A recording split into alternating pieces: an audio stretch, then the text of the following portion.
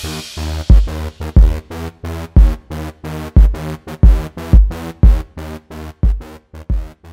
I've been in weight loss for over 20 plus years, my master's in counseling psychology. And I've always said that when it comes to weight loss, we're putting too much emphasis on the pendulum swinging all the way to the left, meaning it's all about fitness or it's all about eating.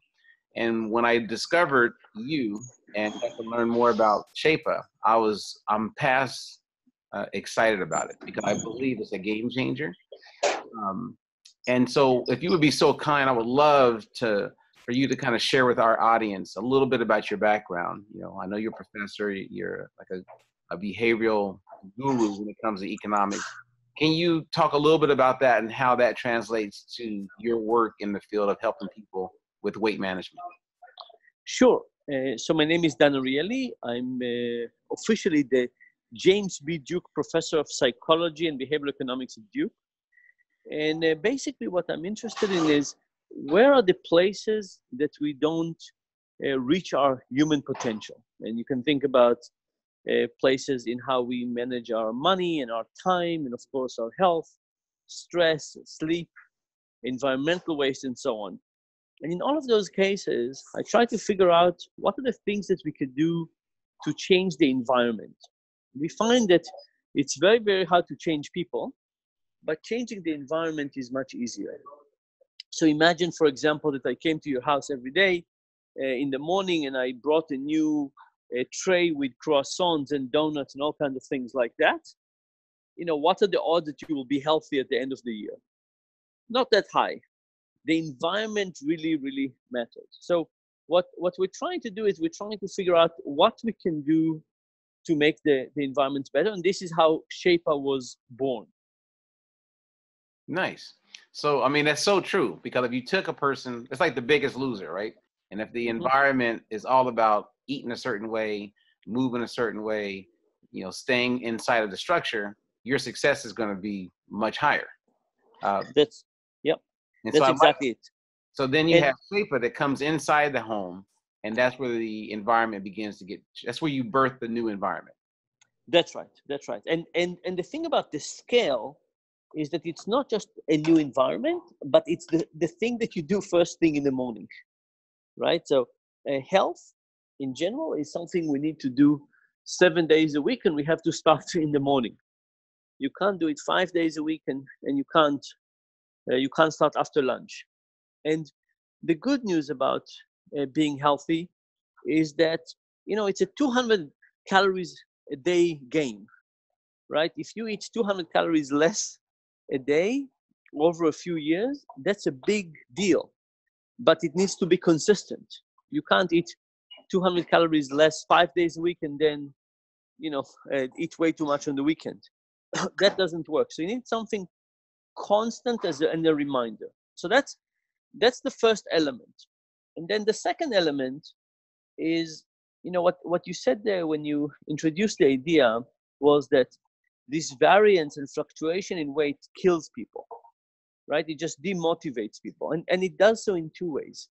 The first thing is that it's just heartbreaking. Weight goes up and down, up and down. It fluctuates by its nature.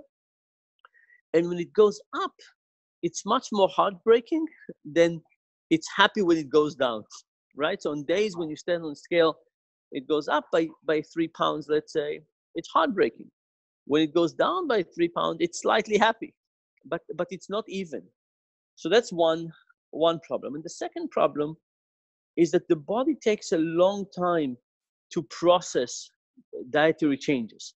It can take sometimes 8 days to 2 weeks. So imagine somebody is on a diet for 4 days and they step on a scale and nothing good happens. In fact, they went up by half a pound. That's just heartbreaking.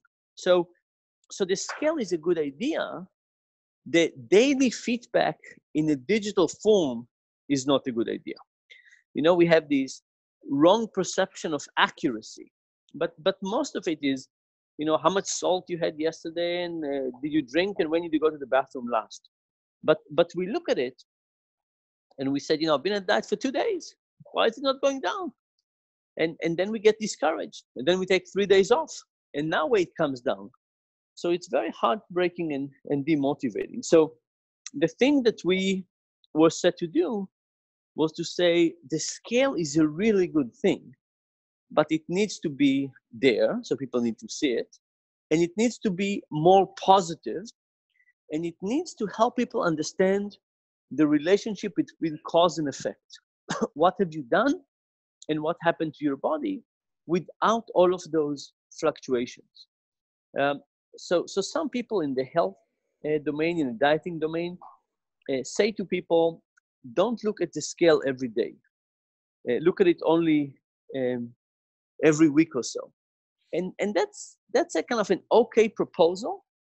It's not really good because it doesn't get you the daily weighing, which is an important ritual, but it gets rid of some of the fluctuation. But the shape approach is the ultimate approach, because you both get the daily weighing, you get the ritual, you get the focusing on your health, but what you don't get is this randomness and lack of understanding of how things relate to each other. Right. And then there's another element that was important for us, and the issue was little tricks of the trade. So what we know is that keeping an overall strategy, like let's say you get a lecture about the relationship between sugar and fat and carbohydrate and so on, it's very hard to put it into action, very hard to change behavior. What's really good is to give people rule of thumb, right? A rule of thumb could be stop taking the elevator, take the stairs. Or it could be drink a glass of water before lunch. Or it could be put the fruits and vegetables at eye level in your refrigerator and not in the vegetable drawer when it's hidden from your sight. And what we do is we've taken all of those rules of thumb and we try to understand what rules of thumb would be the most effective for which people. And then we propose to them those rules of thumb. And we say, hey, I think this and this would help you. Why don't you try those? And people try them. And once they get one of them going, we say, okay, here's another one that you could do. So we don't burden people with here's a million things you should study, but we say, here's a rule of thumb, try it out. If it's working, the moment you got it into a ritual or a habit, let's move to the next one, and then we continue. Right. So it's coaching that person based on what you're aware of their potential, which really ties into the true definition of wellness. It's like meeting people where they are, which I think is great. I had a woman who bought the Shapa, and I was doing a seminar in Wisconsin. And while I was in Wisconsin afterwards, she came up to me and she told me a story. It had me in tears, where she was in an abusive relationship for many years, and her husband used to make her step on the scale 3 times a day. Oh. And just horrible. Well, years goes by. She finally is no longer in that relationship, thank goodness. And she's battling with her weight. So she learns about Shapa. We get her a Shapa. And I kid you not, Dan, she was in tears. I was in tears because Shapa gave her a newfound opportunity to live her best life. And the fact that she doesn't have to look at a number and allow that number, after years of being conditioned to be moved emotionally based on what the number says, she is your biggest fan. So That's so nice. You know, the thing that as a social scientist I think about this is, you know, when we had this old scales, the mechanical scales with a thick needle, and we didn't really know what our weight was. We knew it more or less. That was actually not that bad. But what happened with the digital revolution is we could also always all of a sudden measure things with much more accuracy.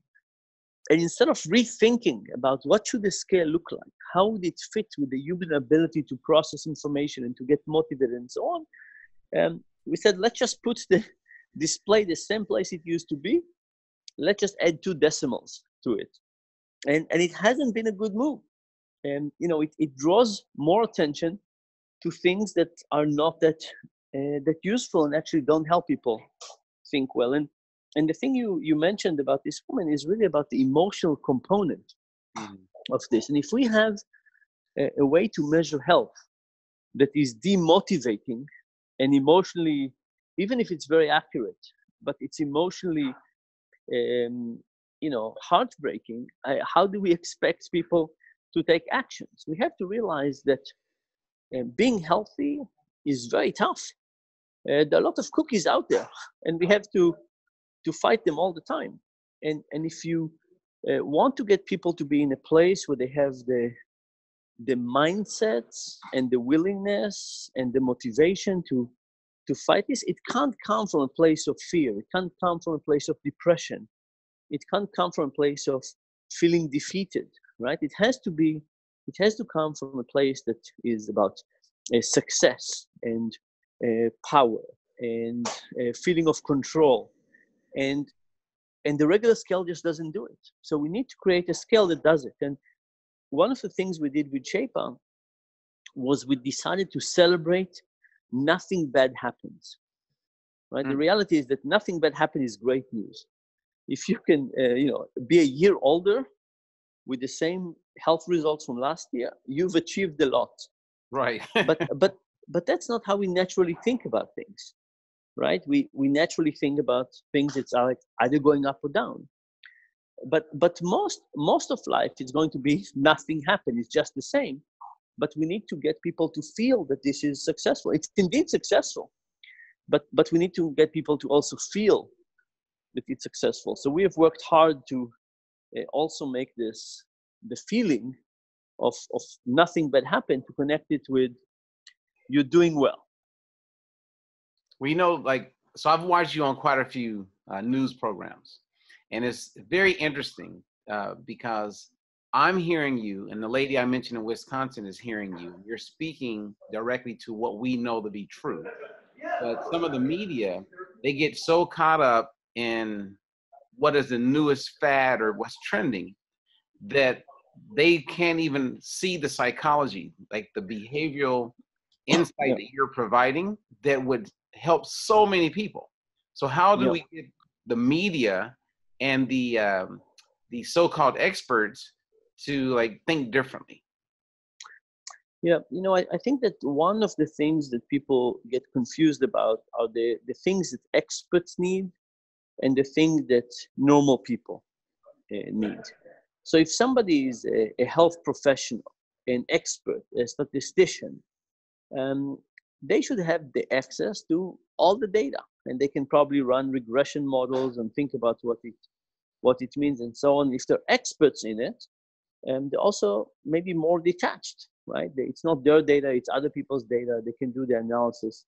But what we do is we say, okay, if me as a professional, it would help me get all of this data, and I can run all of this analysis, and I want more accuracy.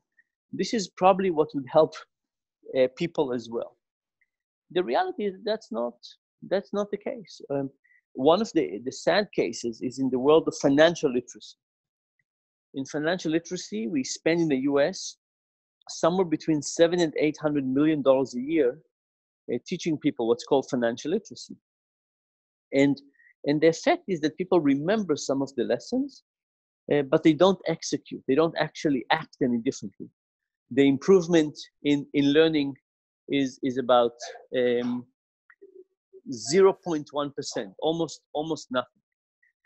And what we need to realize is that it's not about abstract knowledge. It's about giving people very specific, simple rule of thumb, and that's the thing that's going to be helpful. Yeah, that would be very helpful, and I see that with Shapa. Now, who came up with? I'm assuming it's you, with the colors that are then associated with certain activity or motivations when you step on the Shapa. Yeah, so it's a team effort, and we do lots of things. And you've met Nati before, and you know that Nati looks like one person, but in fact he has the intensity and charisma and an ability to be like five. So it's everything is really kind of a team discussion. But the other things we do is we test things, and we try to see what kind of thing seems to be working more or less.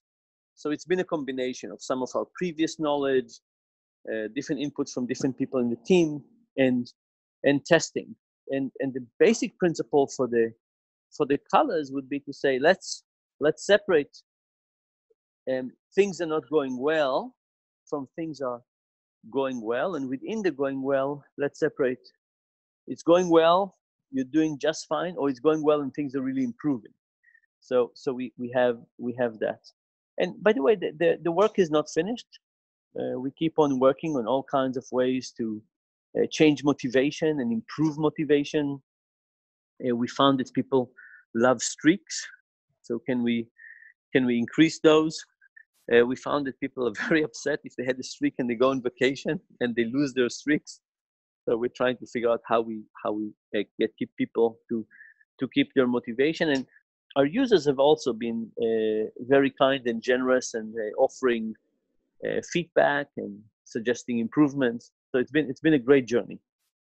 Now, is the goal to get a Shapa in every home in America or around the world? So yeah. So I think the goal is the first one is yes, right? I think it's a good. I refer to it as a Trojan horse, right? It's a good thing that reminds people about health in a non-threatening way, first thing in the morning. So I like that. But the other hope is to integrate with other health things, right? So if people stem on the Shapa and they open the app, maybe it's also a good time to remind them about their medical appointment, or maybe it's a good time to remind them about vaccination for the flu, or something else. So I'm hoping that it will not just be a Shapa device for weight management, but that the app would also function as a reminder that is more holistic about our health lives. Right. Well, from a behavioral standpoint, when I look at how people deal with their finances, many times they don't want to know what their finances are. Right. There's a growing group of people who lose a ton of money because they get overdrafts. Yep. And they don't even want to know what their balance is. And at the same time, there's people in the world of their health that they do everything they can not to go to the doctor or not to want to look at the number on the scale because they really don't want to deal with whatever that reality is. So I see a common thread between those two Absolutely. worlds. Can you talk on that a little bit? Yeah. So look, in some sense, money is a little easier than weight. And why is it a little easier? Because money is digital and we can have pipes for money. So even if you don't want to look at your money, I can take money from your paycheck and move it directly into retirement savings. I can take money from your paycheck and pay something directly, and then you just have less money to deal with. I can not give you a credit card, right? We can do things to the outside world. Health is harder from that perspective. I have very little control over your life, right? So it's a much harder challenge. The other thing we're finding that health and finances interact. So, for example, when people are stressed over money, they also don't take their medication as often. They often don't exercise as much, right? Because stress comes from all kinds of ways. And of course, one of the easiest way to relieve stress and get a little bit of joy is unhealthy food. So there's a vicious cycle between bad finance, stress, and then overeating, which is creating. So yes, so all of those things have some similar characteristics. Very hard to deal with. Certainly not fun, right? Nobody thinks that eating healthy is like, if you're going to die tomorrow, nobody would save and nobody would eat well, right? So all of those things need self-control. You need to think about the long term versus the short term. You need to sacrifice, and you need to do it in a consistent way, developing rules for how you're going to make these decisions. And we can learn from both of those, and they're tightly connected because of this underlying cause of stress. Right. Well, I know that not everyone can be the expert, and part of the challenge that we have in the world of weight management is that everyone feels like they got to read the next book and they got to get more educated, and then they get confused. And Yeah, there's this abundance of information. And I see the same thing around in finance. It's like there's a that's right. lot of people talking Bitcoin today. Bitcoin, is it there tomorrow? What do you recommend for people to? I mean, I know how the device works, and I believe Yeah, everyone would benefit from having a Shapa. But yeah. what are some tips that you can give people to help them cut through the clarity so that their behavior is supporting the outcomes they really want in life? Yeah. So listen, I wrote a few books and I like people to read, and I think it's good. Just it's not as likely to change behavior, right?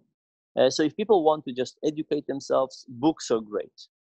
But if you want to actually change your behavior, you need to do systematic things that don't rely on you to make good decisions every day, right? So you need a prepaid debit card.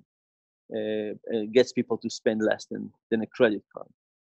In the health world, I mean, Shapa is one approach. Buy less cookies. Stop buying soft drinks. Make a rule for yourself not to take the stairs at work. So what we need to do is we need to make lots of little adjustments. By the way, the same thing is true with money. It's very hard to all of a sudden start saving a lot. You need to make small adjustments, right? Let's stop paying for cable TV and let's go to a cheap place for summer vacation. And let's see if our car is too expensive, and let's see if we can rent the extra room that we have. It's a lot of small adjustments that we need to make. Not easy to make them, but that's what we need. We need rules about specific behaviors that we need to start engaging in, and we need to engage in them consistently, right? In the same way that cutting, Starbucks coffee one day is not going to make a big deal, cutting it forever does make a difference. Mm-hmm. The same thing is true about cookies. If you count cookies one day, you can't feel successful.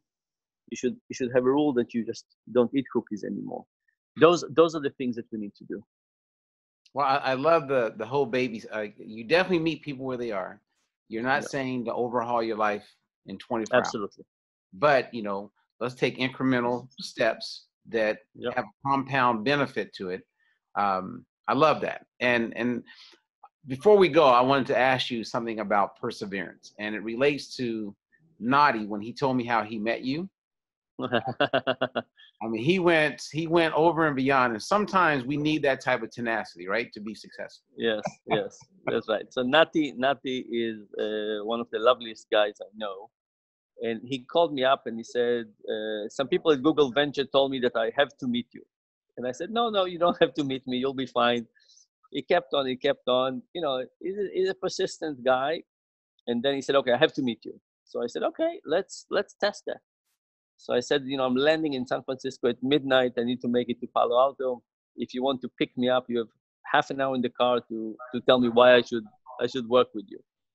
And he picked me up, and I went into the car. And by the end of the ride, I was in love with the guy and wanted to help him, and spend the next day refining the idea and thinking about all kinds of elements that has to do with it. And since that day, we've been partners, and he's a big part of the kind of the joy that I have in life is to work with somebody like All right, well, that's great. That's exactly what he told me, and I like that about Nadi. He is yeah he and I have a really good, fun, thought-provoking, relationship, and I believe in what you guys have made available, and I'm doing everything I can to get the word out about it. Thank you so much. And like when I do like a TV show or I'm being interviewed and I'm talking to people, they'll say, "So Robert, do you think weight loss is 80-20?" And there's a three-legged stool, and I believe Hmm. each one of those legs are extremely important. And if you were to talk to Michael Jordan and say, "Is it all about fitness? Is it all about nutrition?" Trust me, he's going to say it has a lot to do with behavior and mindset. Yeah, And so that's where I'm at. And that's where I love what you've done. It's like, it's one of the most innovative steps in the world of weight management. And now the big challenge is getting people to give it a shot, because they look at it and they go, is that a scale? Is that a flying saucer? Like, what is it? Something is missing. Yes. Yeah. Something is missing, but I will keep doing what I can do to help get the word out. And I just want to say thank you. I appreciate your time. Thank you so much. All right. Take care. Bye. Bye.